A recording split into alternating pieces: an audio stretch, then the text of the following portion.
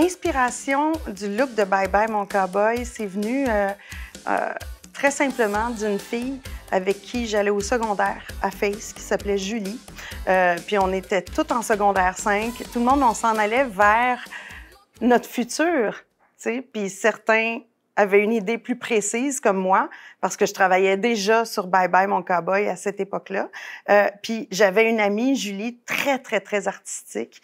Puis souvent, elle allait fumer une cigarette dans les escaliers de l'école Face avec 2 tresses comme ça. Puis pour moi, c'était comme... Il y avait quelque chose de magique, un mix entre ce qui est enfantin puis ce qui est très féminin à la fois. Donc, j'ai vraiment piqué l'idée quand j'ai fait Bye Bye de ces 2 tresses-là. Puis, par la suite, ben c'était un melting pot de ce que j'avais chez moi à la maison.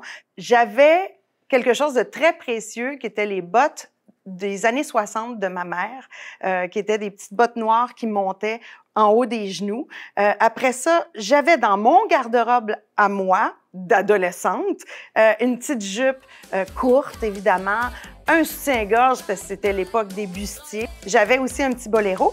Et puis, la seule chose que j'ai acheté pour Bye Bye Mon Cowboy, imagine-toi donc, et c'est ce chapeau de Henri qui a été acheté sur la rue Sainte-Catherine, que j'avais encore.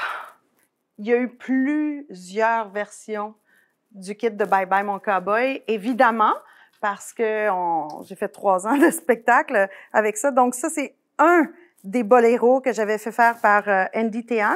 Donc là, je l'ai pas nettoyé, mais je sais que vous, au musée, allez en prendre vraiment bien soin. C'est pour ça que je vous l'offre aussi.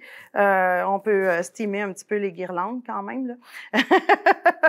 Puis, donc, un des vêtements avec certains originaux, comme le petit soutien-gorge.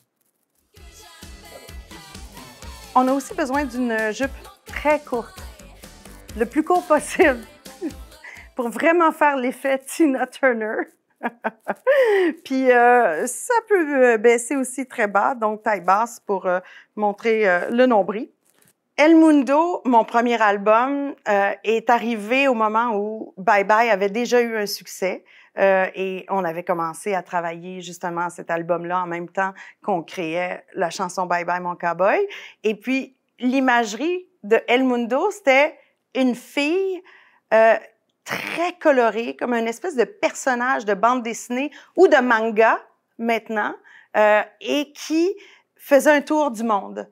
Donc, j'avais envie d'avoir une robe colorée et d'avoir une espèce de cornet de crème glacée avec, justement, la planète. J'étais inspirée pour cette robe avec du velours, du satin, de Mugler un peu, mais encore une fois, j'ai demandé à Andy Tehan de la créer pour moi. Donc, il y avait du velours rouge, du mauve, du jaune, et puis j'étais allée chercher dans des magasins à $1 les fruits également qu'on retrouve justement aux hanches puis à l'épaule. J'avais acheté des oiseaux aussi là pour la chevelure.